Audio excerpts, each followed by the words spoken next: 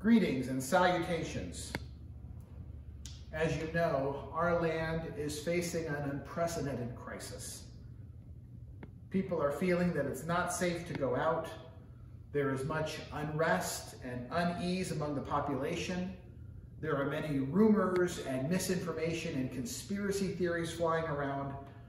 So I thought it would be good to come out here and reassure our citizens that everything is okay. Rome is still in control. And as long as my name is Pontius Pilate, I am in charge. Now, there are a few updates I'd like to share before we get to questions. Yesterday, you may have noticed that all the stores and business establishments were closed. People stayed inside their homes. There was no traveling. Now, this is not because of any order that I issued, but because it was the Jewish Sabbath. That's the way things are done around here. In response to the general civil unrest and the demonstrations that have begun, I have activated the National Praetorian Guard. They are authorized to flatten the curve of your spine if you get in their way. I know many of you are hoping to vote in the election tomorrow. However, I would remind you that this is an empire, not a democracy, and there will be no election tomorrow. I also want to make it clear that I will not be issuing a stay at Rome order for our troops and legions, no matter how badly the zealots and troublemakers want me to.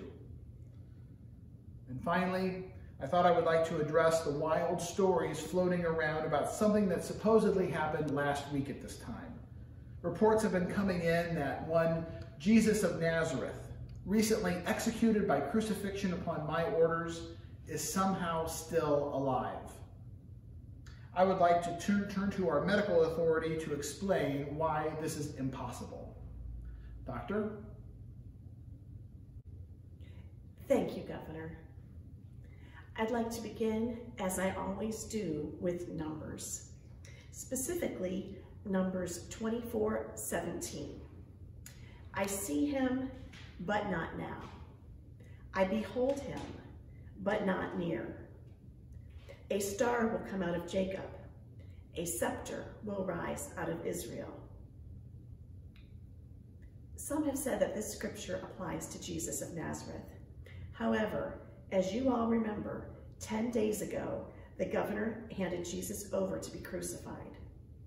One thing you should know about our Roman soldiers is that when they are given an order to kill a person, that person is indeed killed.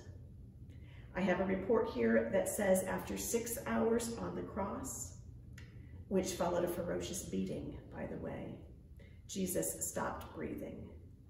A spear was plunged into his side, and water and blood issued forth.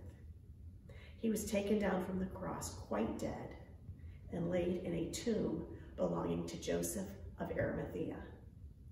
Our death count that day was 3. There were no hospitalizations, no ICU admissions, and no recoveries. Governor? Thank you, Doctor. I think that should clear things up. At this time, we sometimes have my lieutenant, Herod, speak, but he is away on special assignment today in Damascus. Now I'll take questions. Governor, Brutus from Caesar News Network, how do you respond to the chorus of complaints that you may have sentenced an innocent man to death? Last week, you said that you could find no fault in Jesus, and yet you still condemned him to death by crucifixion. Is that Roman justice? Now there you go again. That is typical fake news, as our emperor would say. You neglected to point out my initial response and recommendation in facing this situation. Wash your hands. I very deliberately had a basin of water prepared and brought to me, and then washed my hands thoroughly, even singing "Happy Birthday to You" twice through. Everybody should do that. I highly recommend it. So this clearly wasn't my fault. His blood is on the Jews. Do you really think that hand washing is enough to cleanse you of guilt? Governor, if I may, We know that hand washing can stop the spread of disease, but not responsibility. Thank you, Doctor.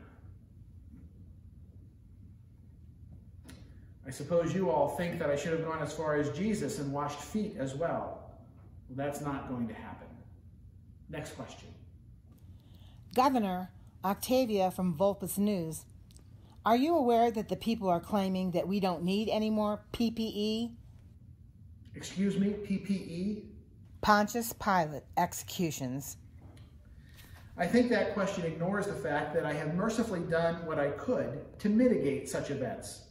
As you no doubt recall, I thinned out the prisons last week and released that Barabbas fellow. And as far as PPE goes, well, I definitely think we need more, much more. Next question. Hello, this is Cassius with Judea Today. We have it on good authority that Jesus' tomb has been found empty. Can you tell us the truth about what happened? Well, what is truth, after all? All I can tell you is that upon the advice of Caiaphas and other leaders of the Jewish people, I posted a squad of Roman soldiers to guard the tomb and secured it with the seal of Roman authority. There is no way that body was stolen. Nothing human could have gotten past them.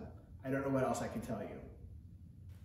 It sounds like the only explanation is that Jesus rose from the dead. Is that what you're saying? Well, look at the sundial. I'm afraid that that's all the time we have for today. You'll just have to draw your own conclusion about that.